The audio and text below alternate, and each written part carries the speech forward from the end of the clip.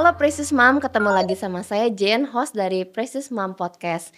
Kali ini kita masih bersama dengan mompreneur yang sangat expert nih di bidang play therapy, Bu Livita. Halo Precious Mom, halo Bu Jen. Maaf nih aku kepo, itu yang di dada apa ya? Maksudnya Oh ini aku lagi pasang Holter 3 Holter hari. itu? Untuk ini Oke. tuh untuk ngecek ritme jantung. Ya Wow, kemarin aku berarti sempat ngalamin aritmia namanya. luar biasa Ya, sekali ya dengan bisnis sebanyak itu, masih ngalamin juga hal-hal yang luar biasa lah ya. ya, Hebat banget. ya. Tapi kadang aku belajar sih. Kadang hal-hal yang terjadi itu sebetulnya membawa kita pertama apa ya? Banyak hal yang bisa diambil dari situ gitu. Wow, Ya, dimaknai ya. dimaknai mungkin dampak-dampaknya banyak dan akhirnya memang belajar mendekat juga sama yang di atas ya, sama Tuhan Betul, ya. pastinya dong. Gitu. Kalau di kesibukan mami 8 to 5 nih ya, aku, Mhm, mulai cerita ini ya. mhm, Kalau di kesibukan mami yang udah 8 to 5 yang nggak mhm, punya, waktu yang cukup panjang gitu dengan anaknya itu mhm. ada se-fruit tips nggak kalau dari Bu Livita sendiri nih? Fruit tips ya? Iya betul. Ada, Oke tentunya oke. ada. Kita kan kadang-kadang sebagai mami, mungkin ada yang kerja full time, ada yang sambil bekerja entrepreneur ya. Meskipun bisa di rumah, tapi kerja di rumah juga kadang-kadang nggak semudah itu loh mengelola rumah Betul, sambil kerja di rumah betul gitu. betul. Nah itu tuh kita bisa lakukan, ini tipsnya sih sebenarnya. Tipsnya Iya yang menurut saya jitu banget. lima iya belas menit sehari, selama 5 hari dalam seminggu, iya. itu bisa banget bantu orang tua punya hubungan yang lebih baik sama anak, Wow, gitu. cuman 15 menit? Ya betul, 15 Oke menit. oke. 15 menit itu tentunya itu yang berkualitas ya. Nah, Gimana? gimana supaya jadi berkualitas nih? Berkualitasnya tuh sebetulnya kan seringkali juga banyak klien yang datang ke kami. Kebetulan nih kami ada namanya layanan Filial Play Coach Mentor. Filial Play itu lebih membantu orang tua bermain sama anaknya. Jadi memberikan Hmm, tips-tips praktis untuk orang tua gimana sih main sama anaknya yang langsung tepat sasaran gitu. oke. Seringkali ada orang klien yang datang ke saya tuh mainnya, saya udah main berjam-jam nih tiap hari, saya udah main tiap hari sama anak saya. Ya tapi Mmm, caranya udah bener belum gitu. Jadi jangan-jangan sambil main handphone sambil nah, scrolling bener ya? banget. Kadang Aduh sambil main aku banget lagi, handphone maaf atau kalau anak lagi cerita, "Heeh, iya heeh, ya," tapi pikiran kita di mana gitu. Nah, itu sebenarnya Mmm, itu yang diajarkan nanti di sana, sama coach itu diajarkan gimana sih cara kita bermain supaya anak juga caranya beda soalnya. Dan oke. kenapa cuma 15 menit? Karena 15 menit itu kita non direktif. Jadi benar-benar anak yang leading di selama 15 menit itu. Dan itu bisa bantu dia untuk meningkatkan percaya diri, hubungan sama kita. Jadi apa ya? Tempat yang aman sih. Kita jadi Oke. tempat yang aman untuk anak kita gitu. Jangan-jangan nanti pas lagi anaknya main kita, "Jangan kayak gitu jangan kayak gitu." Nah, Jangan ya berarti jangan ya? ya, jangan ya, Moms. Berarti bener-bener tanpa ekspektasi, maksudnya kita ikutin Mhm. aja maunya dia, atau bisa disebut nggak sih, Tips-tipsnya. Ini main apa ya? Maksudnya, "Kali ini kamu nggak apa-apa deh nge-lead," gitu.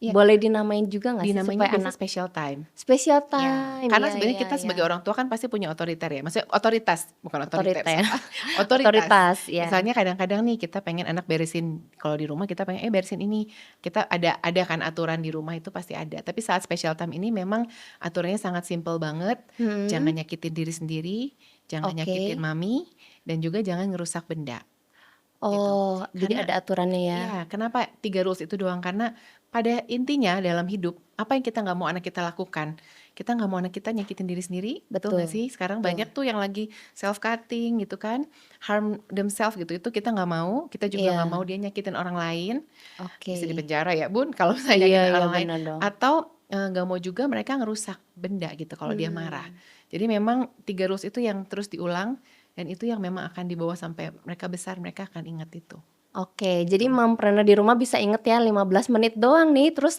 bener-bener se sesimpel itu ya, dan tanpa aturan maksudnya aturan yang terlalu banyak, cuman 3 aturan tadi ya? Tapi kuncinya mindful, Mindful, benar-benar oke. hadir di situ gitu. Bener-bener hadir Mhm, ya? Oke mhm. oke. Nah kalau bahas tadi nih dengan, tertolong dengan play therapy, ada nggak sih kisah sukses yang, waktu anaknya ikut play therapy gitu di Mindfulness Bandung ini terus, Ya jadi gimana jadi baik gitu? Ya banyak banget. Oh banyak banget ya. Play terapi dan filial ya, nanti saya bahas dua-duanya ya. Oke, Ya kalau yang sekarang tadi mungkin yang play terapi play dulu. terapi ya. Nah play terapi itu, terapi. Kalau kalau tadi filial play kan dengan orang tua. Kalau play terapi itu dengan terapis. Terapis yang tersertifikasi. Iya iya. Kebetulan yang di kami tersertifikasi internasional, Wow, gitu. luar biasa. Jadi memang, sertifikasi play terapi internasional namanya. Nah itu tuh nanti mereka akan main dengan terapisnya selama 45 menit dan itu disebut juga special time. Special time. Ya, tuh.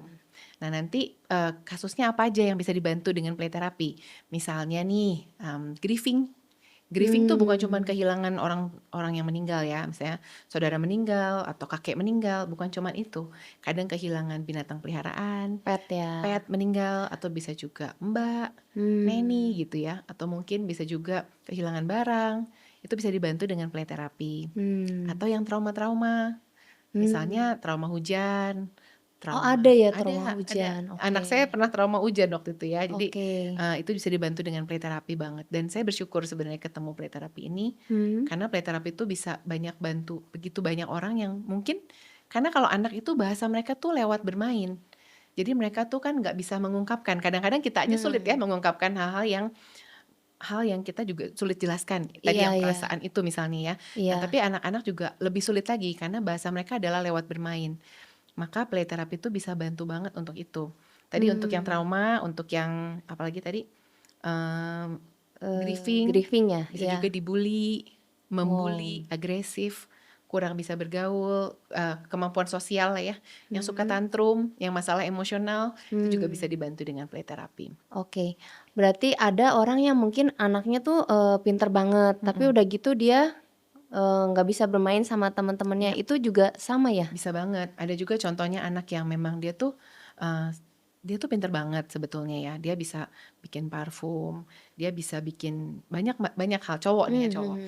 Dia bisa bikin berbagai jenis hal, tapi mungkin di sekolah dia dianggap freak, dianggap aneh. Oh Gitu ya, iya karena dia iya. pinter banget kan, Unik mungkin ya. unik gitu, yang anak lain mah lagi main bola, lagi ngapain, dia lagi sibuk mikirin sains, bikin percobaan-percobaan, dan itu dia nggak punya teman tuh di sekolah gitu. Dibantu oleh play therapy, dan pada akhirnya saat udah terapi bersama, karena dimengerti, play therapy itu bisa membantu karena ada hubungan yang sehat antara anak ini dengan terapis, di mana dia diberikan tempat yang aman untuk mengeksplor.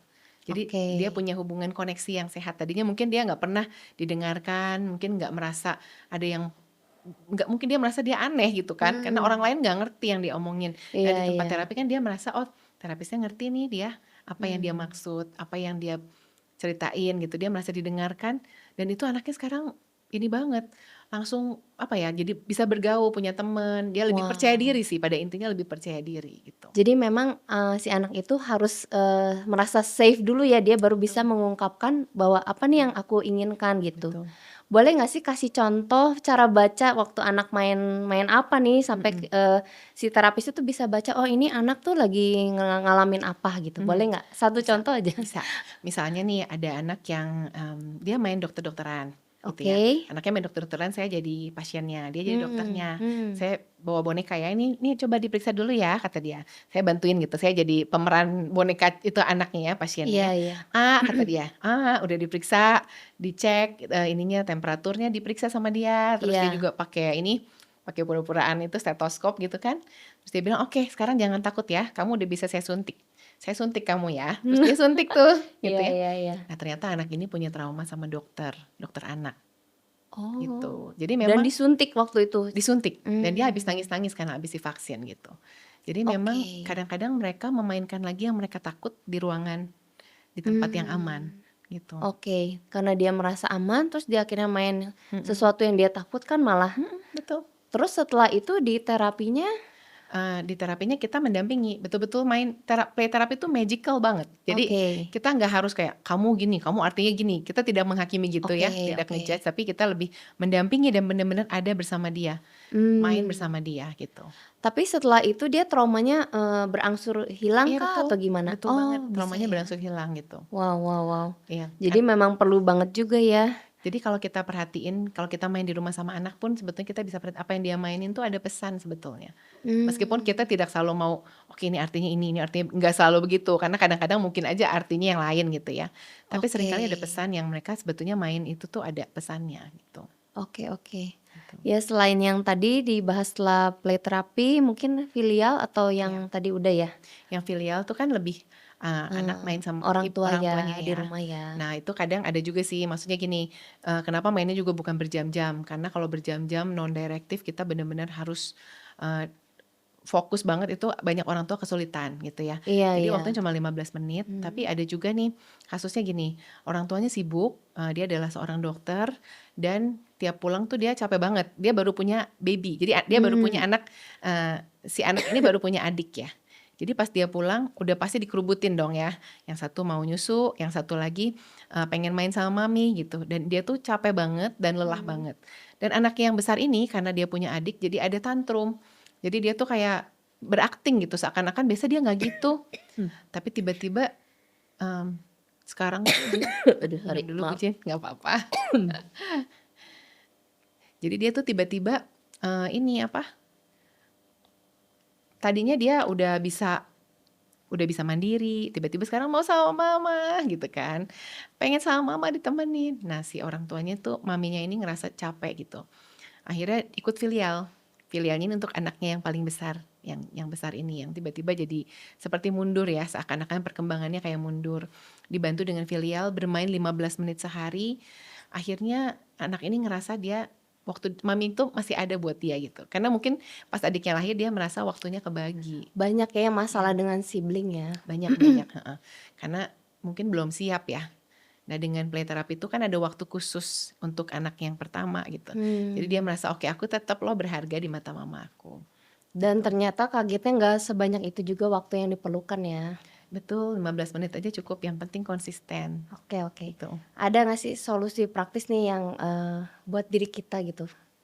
Ya untuk hidup mungkin ya, menjalani hidup ya, Iya Kak iya. Ci ya. Kan hidup ini nggak selalu mudah ya, nggak Betul selalu betul baik-baik betul. aja. Akhir-akhir ini saya lagi baca buku, judulnya Four Agreement. Four Agreement itu isinya ada 4 ya. Iya. Yang satu, be impeccable with your words. Yang artinya, katakanlah yang kita mau katakan gitu ya, mean Mmm, what you say. say Say what what you you mean, mean. gitu ya. Oke Jadi oke. katakan, contohnya gini lah ya, banyak banget kasus, anak-anak atau bahkan mungkin bukan anak-anak, orang dewasa pun yang saya temuin gitu ya, "Saya mah nggak bisa masak," gitu. Misalnya Mmm, kita katakan itu tuh, "Saya nggak bisa masak nih," atau misalnya mamanya dari dulu bilang, "Kamu mah ngeberatakin dapur," gitu ya, "udah nggak usah masak." Dari kecil, dan itu bisa bikin kepercayaan diri orang tuh, itu yang dia believe, itu yang dia percaya. Oh oke. bener nih aku nggak bisa masak ya. Jadi pas ada orang lain ngomong, "Kamu nggak bisa masak," ya memang aku nggak bisa masak gitu ya. Jadi kayak makin Mmm, diyakini, dicap kali ya, dicap. apa, dia mencap dirinya sendiri begitu Iya ya? betul. Jadi, yang be impeccable with your word ini artinya, kita jangan katakan, karena kata-kata kita ini punya kuasa banget. Jadi kita bisa menguatkan orang atau kita bisa membuat orang tuh down dengan perkataan kita.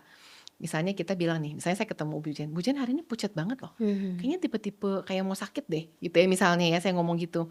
Itu misalnya kita lagi baik-baik aja tiba-tiba dia ngomong gitu kayak, "Oh iya ya, aku pucat ya," Iya, bener misalnya bener gitu bener kan. bener. Masa sih? Terus lihat, iya jangan-jangan aku mau sakit, bisa dipercaya kan. Jadi perkataan kita tuh bener-bener, apa ya, punya kuasa ya. Jadi memang sebelum kita katakan, Lebih kita baik yang bener-bener, membangun ya. ya kita pikirkan apa yang mau kita katakan, Betul dan betul. jangan katakan yang we don't mean it gitu ya. Itu rule 1. Jadi kan ada 4 agreement, yang Oke, agreement yang pertamanya satu itu. ya. Mhm. Yang kedua?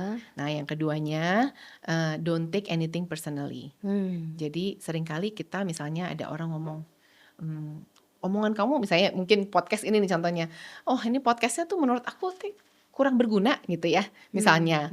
Kita mhm, bisa jadi down gitu kan, "Oh iya ya, mmm. begini ya," gitu.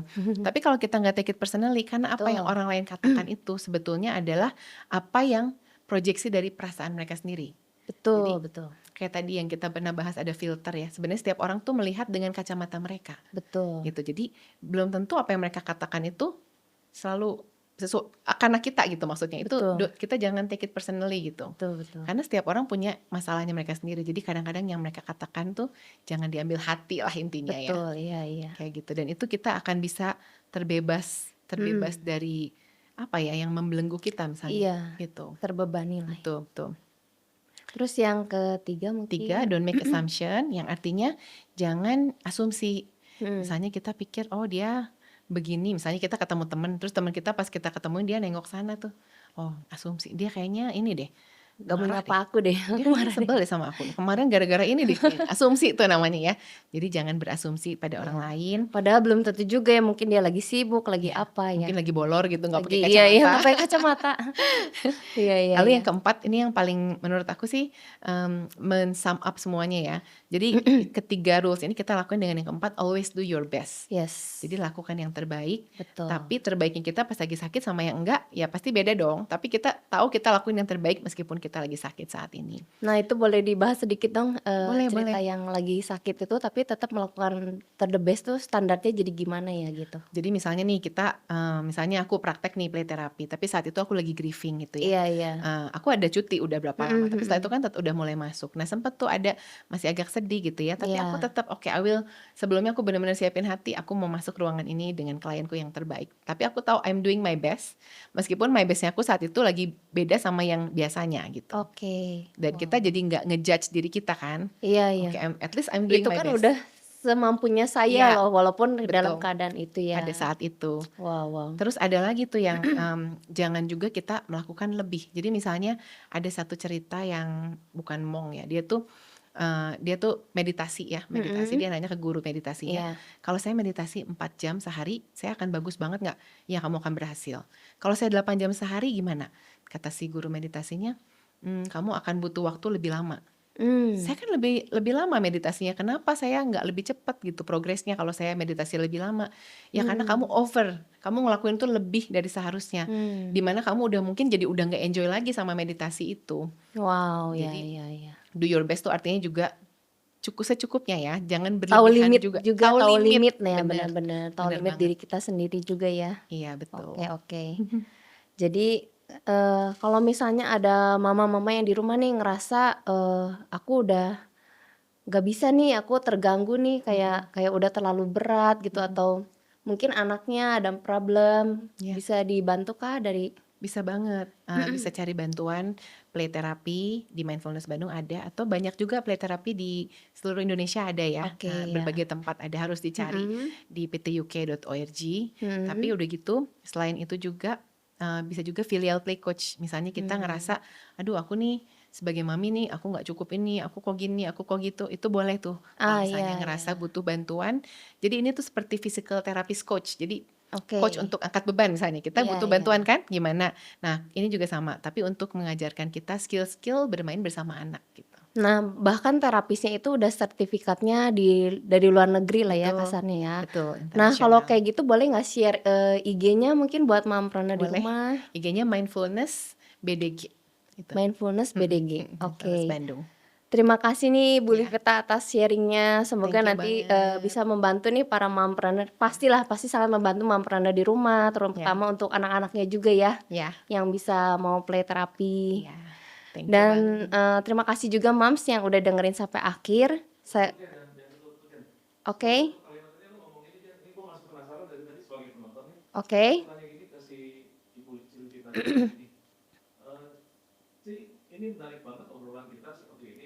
Iya.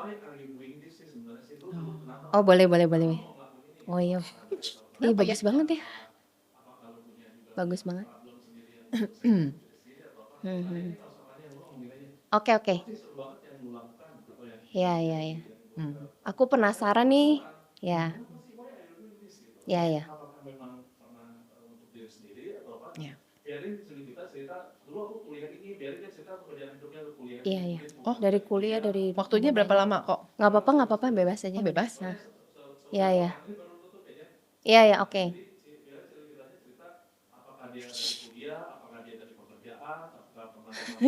Bu Livita yang panik.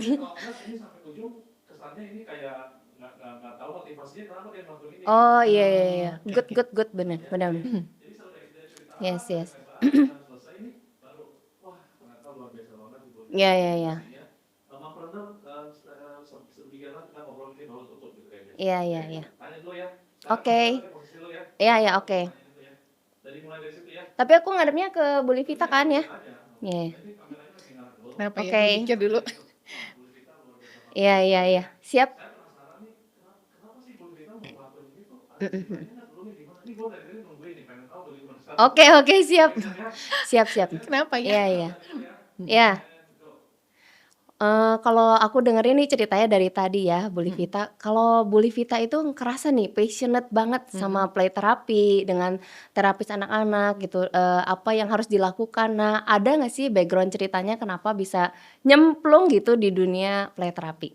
Memang aku senang sama dunia anak-anak. Iya, Dulu iya. sebelumnya ini kan juga aku kuliah nih ya, kuliahnya memang keperawatan, Hmm. terus udah gitu Wow. iya keperawatan, tapi memang sebenarnya passion terutama aku adalah ke anak-anak dan, manusia sih sebenarnya pada Iya, umumnya ya. iya. Jadi setelah itu aku kerja tuh mengelola tempat wisata edukasi, namanya Hmm. tuh Jendela Alam. Jadi memang Oh, jendela ya alam. tempat Oh, wisata wow. anak lah Iya, ya, iya, tempat iya, alam iya. gitu.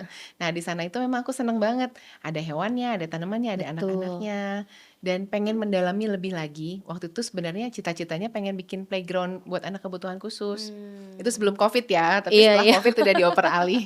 Nah, tadinya pengen bikin tempat kebutuhan khusus tuh aku di sana, makanya nyari temen, yang kebetulan pernah ngambil play terapi. Saya nanya, "Mau nggak bantuin saya bikin playground?" Mmm, Teman saya ini mhm. terus bilang, "Udah kamu ke tempat saya aja di Jakarta, ke guru saya, dia pendirinya Play Therapy Indonesia."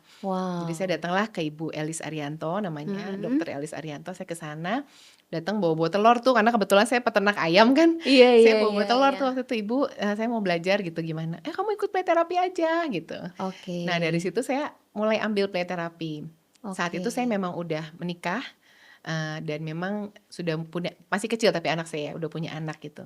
Saya mulai ngerasa, "Iya kayaknya bakal perlu nih saya jadi mami-mami, Mmm. saya juga punya tempat yang untuk anak-anak," gitu kan. Jadi memang kayaknya saya akan butuhin ini. Iya, Karena iya, iya. untuk jadi orang tua kan nggak ada ya pelajarannya ya, gimana kita harus Betul jadi mami itu. banget. Ya, Wow, wow. dari situ makanya saya, lanjutin gitu ambil play terapi. Mmm. Beruntungnya, saya ambil play terapi karena ternyata itu bantu anak saya juga. Waktu pas saya Mmm. tadi cerita trauma hujan itu ya, pas Oke. dia trauma hujan itu saya udah coba konseling, udah coba lain-lain, nggak ada yang berhasil.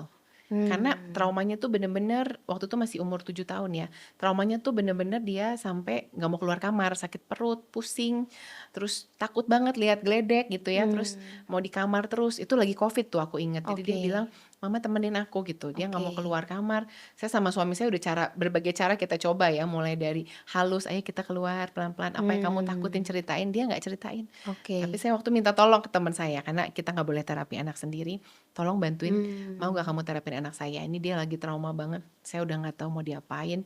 Waktu itu kayak termasuk salah satu titik terendah ya dalam hidup, kayak aku tuh udah, Iya, iya. "Harus gimana nih anak aku kok Iya, bisa sampai pusing kebayang. sakit kepala?" Gitu kan, Mmm. sampai sakit perut juga. Mmm. Dibantu itu, suami saya ikut filial waktu itu, Mmm? dan di Iya. situ jadi anak filial sama suami dan anaknya diterapi, itu Mmm. powerful banget.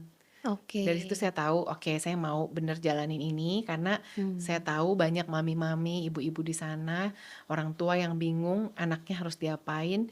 Seringkali Mmm. ada frustasi gitu ya, ini harus gimana ini, bantu dia gimana lagi caranya.